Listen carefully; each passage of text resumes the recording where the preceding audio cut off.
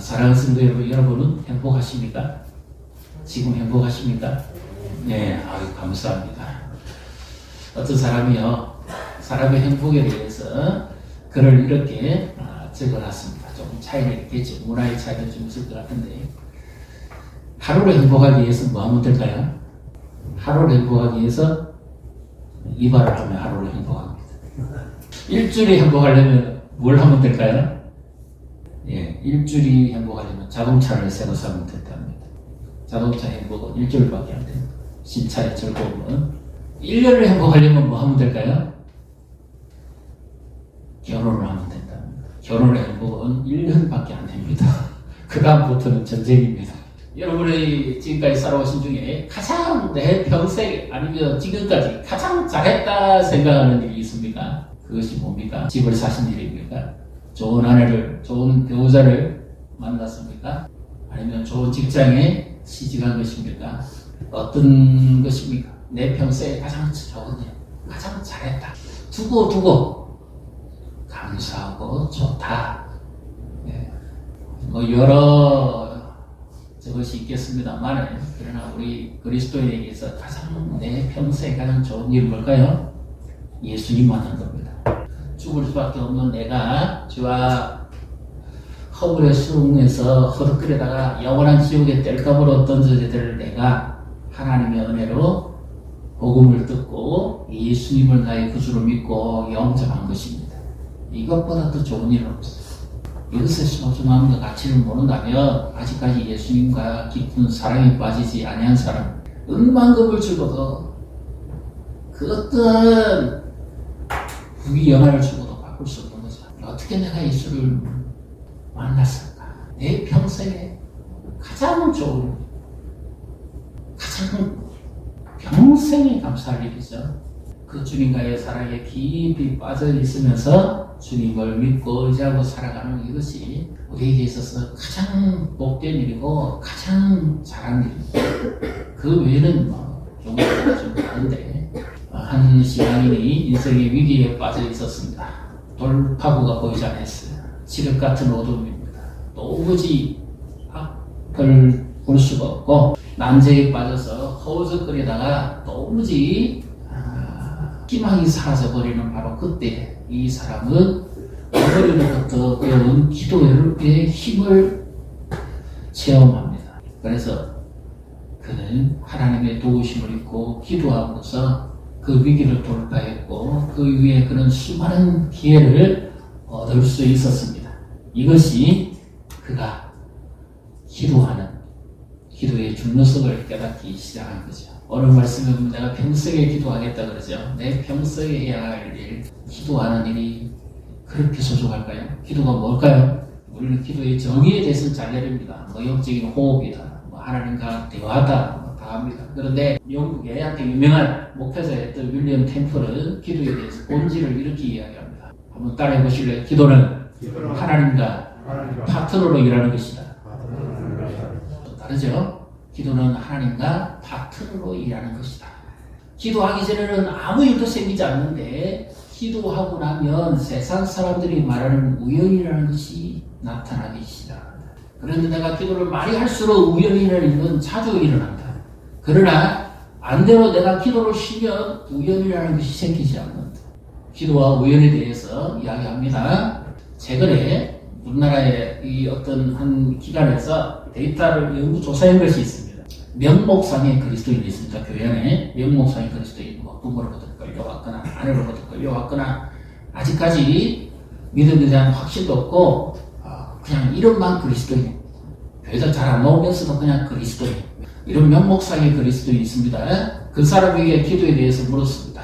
기도는 왜 하세요? 기도의 좋은 점이 뭡니까? 그러니까 하는 말이 축복을 받기 위해서 합니다. 참 그리스도인이 있습니다. 믿음의 사람이라고 불리는 사람에게 기도의 중요성에 대해서 물었습니다. 기도는 왜 합니까? 그랬을 때 역시 축복을 받기 위해서 합니다인데 그 축복의 내용이 조금 다릅니다. 그런데 명목상의 그리스도인과 요즘 젊은이 말로 찐 그리스도인이라고 하죠. 찐 믿음 가진 사람. 그 사람의 모든 신앙 활동에 있어서 제일 차이가 극소하게 나는 차이가 바로 뭐 하는 거냐? 기도하는 거예요. 명목상의 그리스도인도 기도하고 마지못해 교회 온 사람도 기도하고 정말 찐 믿음을 가진 사람도 기도하는데 그 차이가 아주 극소하게 나요. 전부 그들이 전부 하나같이 기도의 힘과 위력을 인정합니다. 기도하면 하나님이 도우신다. 믿습니까? 우리는 기도의 정의에 대해서 잘 아시고 기도의 능력도 잘 아실 겁니다. 자, 그래서 오늘 1절, 2절을 같이 읽습니다. 여호와께서 내 음성과 내 간구를 들으심으로 내가 그를 사랑하는도다. 그의 귀를 내게 기울이셨으므로 내가 평생에 기도하리로다. 아멘. 이 본문 원문으로 좀 더 분석해 보면 그렇습니다. 내가 주님을 사랑하는 이유는 그가 들었기 때문입니다. 내 간구와 내 음성을.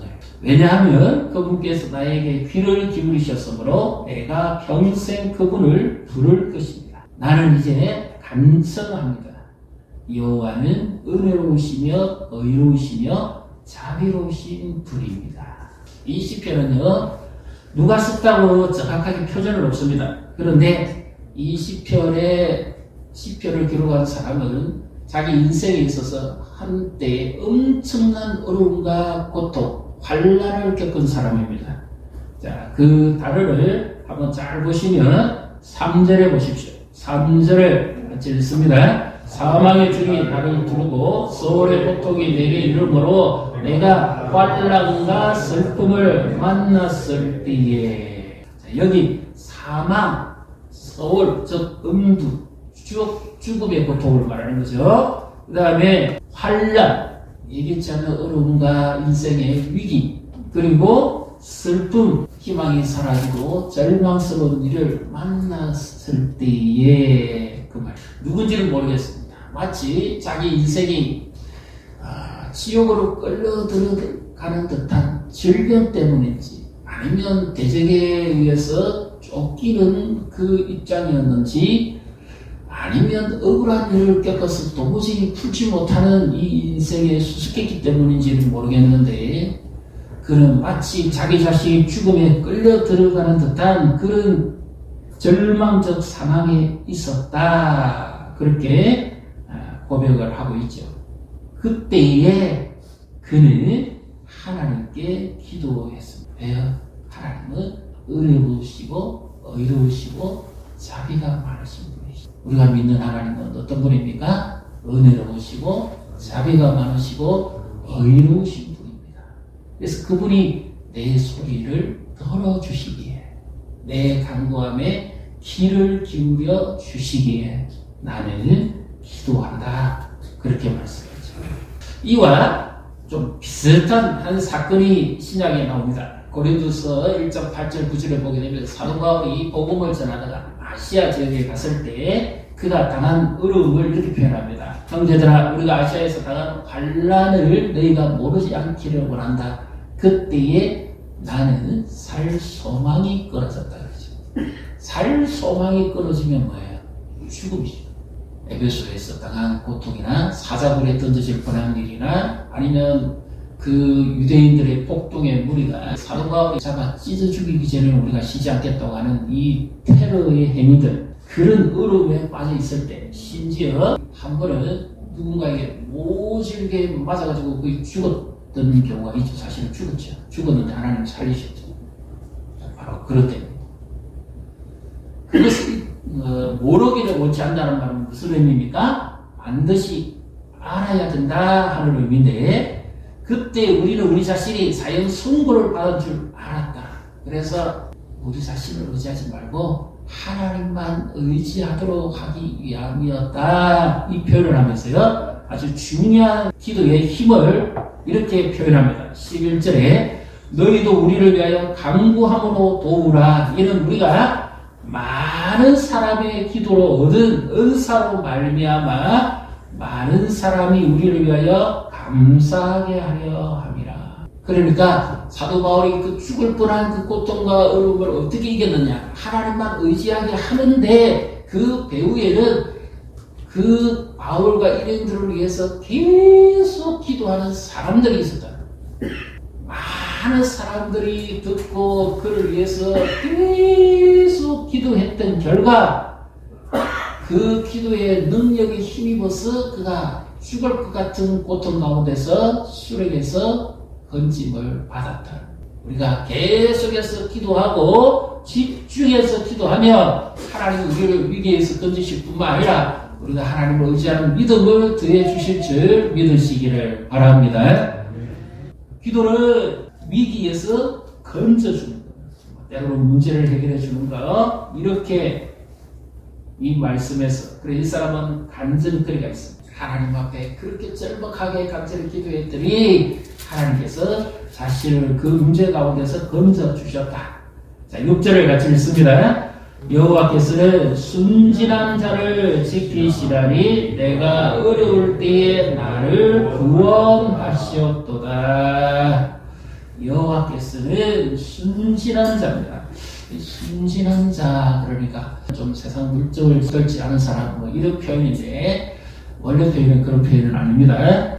이 말의 의미는 순수하게 사랑하는 자, 하나님을 순수하게 사랑하는 자를 그 주님은 지키시고 그가 어려울 때 건져내시는 분이다, 이 말입니다. 그래서 사문 8장 17절 보면 나를 사랑하는 자가 나의 사랑을 입을 것이고 나를 간절히 찾는 자가 나를 만날 것이다, 이렇게 말씀하는데 여기에 간절하게 하다 하는 것은 내 몸을 불살라서 주님을 사랑하는데 순수하게 되어 드리는 것을 말합니다. 그러니까 순전한 사랑, 순전한 사랑은 예를 들면 요한복음 20장에 보면 막달라 마리아, 예수님이 십자가에 달리시고 무덤에 누워 계실 때 안식 첫날 일찍 무덤가에 가서 예수님 시신을 찾죠. 그때 시신을 못 찾고 천사가 말해줍니다만은 이해가 안 되죠. 왜? 죽었다가 살아난 자를 본 적이 없기 때문에. 그리고 십자가에 3일 전에 그렇게 비참하게 죽는 모습을 봤는데 부활하신다는 것은 그 머릿속에는 없는 겁니다. 그런데 예수님께서 무덤가에서 나오셔서 마리아야 그렇게 부르시죠. 사랑의 음성이. 예수님을 향한 찐 사랑입니다. 정말 순수한 사랑. 그러니까 예수님께서 자신의 모습을 보여주시고 음성을 들려주시죠. 내니 두려워 마라. 주님을 정말 순수하게 사랑하는 사람이 누릴 수 있는 축복입니다. 이것을 근거로 해서 찬송가 442장입니다. 저 장미꽃 위에 있을 아직 맺혀있는 그때에 내게 들리는 주의 음성이 청량하다. 주와 내가 동행을 하면서 나를 친구 삼으셨네. 그 마리아를 주님이 너는 내 것이다 이렇게 부르십니다. 그래서 기도는 주님과의 사랑의 속삭임, 순수한 사랑의 교제요, 동행입니다. 아무도 오지 않는 그 새벽에 마리아는 주님을 사랑했기 때문에 찾아왔지. 기도한다는 것은 어떤 의미입니까? 주님을 사랑한다는 겁니다. 시편 116편 1절 같이 읽습니다. 여호와께서 내 목숨과 내 간구를 들으시므로 내가 그를 사랑하는도다. 내가 그를 사랑하는도다. 평생에 기도한다는 것은 일이 아닙니다. 사역이 아닙니다. 사랑합니다. 요즘 젊은이들이 주로 예능 프로에 많이 나오죠. 그런데 좀 요즘 공통점이 좀 하나 있습니다. 왜냐하면 뭐 결혼 홍기를 놓쳐서 이렇게 억지로 이제 이 패널들이 붙여주는 그런 프로그램 있잖아요. 거기에 이제 하나의 그 모습을 봅니다. 낯선 사람들끼리 서로 뭐 때로는 유명한 사람도 있지만 주선을 해주고 이제 패널들이 어떻게 하는지 감시를 하고 뭐 또 자기들끼리 이야기도 하면서 진행하잖아요. 거기에 정말 낯선 사람과의 만남 속에서 대화하는 게 그렇게 쉽지 않습니다. 어색합니다. 그래서 어떤 사람은 10분도 못 참고 나가더라고요. 네. 누가 내 소리를 들어주고 누가 내 음성에 귀를 기울여 주겠습니까? 사랑하지 않는 사람은 귀를 안 기울입니다. 주님이 나를 사랑하시니까 내 음성에 귀를 기울입니다. 맞습니까? 누가 내 소리를 들어주겠어요? 요즘 같은 세상, 바쁜 세상. 누가 내 소리를 들어줘요? 누가 내 음성에 귀를 기울입니까? 사랑하지 않으면 귀를 안 기울입니다. 부모는 자식을 사랑하기에 자식이 뭐라고 부르면 항상 대답합니다. 반응합니다. 근데 자식들은 부모가 부르면 대답 안 할 때도 있어요. 아니, 거절할 때도 있어요. 무시할 때도 있어요. 나이 드신 어른들에 대해서 아예 무시해버립니다. 그러나 부모는 자녀를 찐사랑하기 때문에 자녀가 뭐라고 요청하거나 말만 해도 언제든지 달라다보다 대답합니다. 사랑의 정도가 다르죠. 사랑하기 때문에, 주님을 사랑하기 때문에 기도합니다.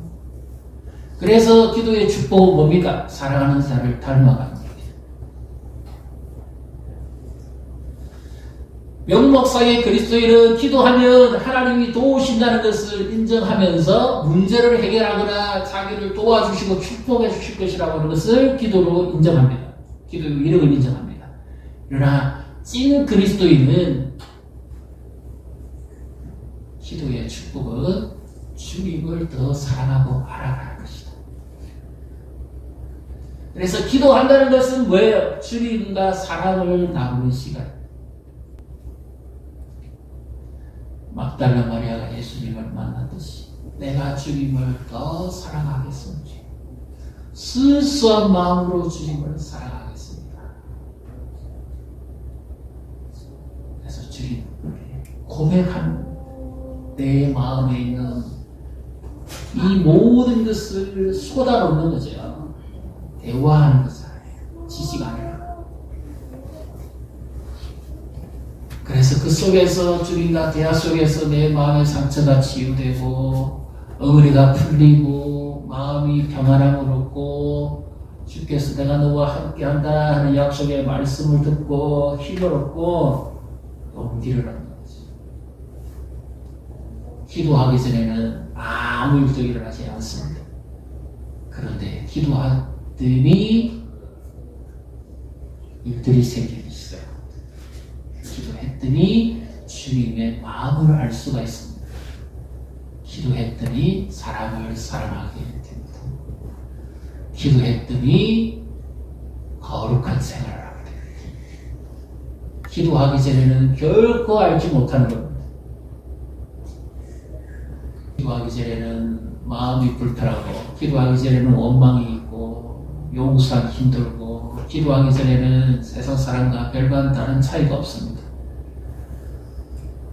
찐 사랑으로, 찐 믿음으로 주님을 기다리고 기도하는 동안에 주님의 마음을 알고 주님과 사랑의 교제가 이루어지면서 주님의 뜻을 헤아리게 되는 거죠. 그래서 내 뜻보다는 주의 뜻을 묻습니다. 주님과 더불어 평생에 동행하기를 원합니다. 그래서 우리가 평생에 해야 될 일이 뭡니까? 기도해야 돼요.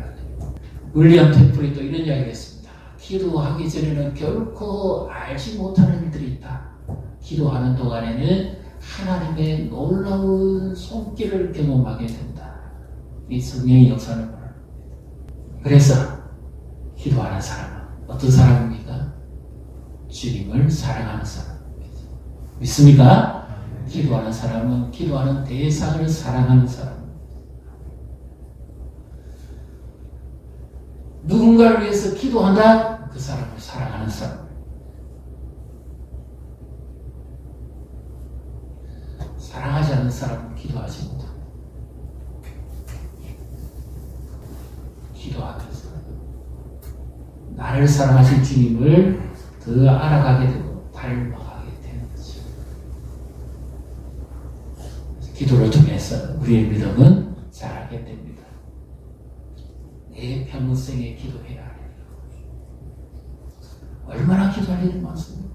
주님이 나를 사랑해. 너는 내가 걱정하지 마라. 기도의 그 놀라운 증은 뭐예요? 물론 문제가 해결되고 하지만 기도하고 난 다음에 마음이 그렇게 평안해집니다. 아무것도 염려하지 말고 주님이 책임지신다. 이 한 소리를 듣는 거죠. 마지막에. 그리고 또 우리는 신앙의 길을 또 갑니다. 인생의 답답한 길을 만날 수도 있습니다. 보이지 않는 어려움에 처할 수도 있습니다. 그러나 기도의 비밀을 아는 사람은 주님과의 사랑의 동행을 계속합니다. 그때도 역시 주님은 나를 사랑하시기에 내게 오셔서 말을 것입니다. 내가 기도함으로 예수님께 말 거는 게 아니라 기도할 때 주님이 내게 오셔서 말을 겁니다. 무슨 법이 있느냐? 무엇을 염려하냐? 우리의 눈물을 닦으시고 우리의 마음을 만지시고 우리를 사랑으로 감싸주는 주님을 만나는 시간입니다. 오늘도 이 기도를 통해서 주님을 더 깊이 알아가고 주님의 놀라운 은혜 안에 거하면서 우리의 삶이 더 주님을 깊이 살아가는 이와 같은 복을 누리시기를 주님의 이름으로 축복합니다.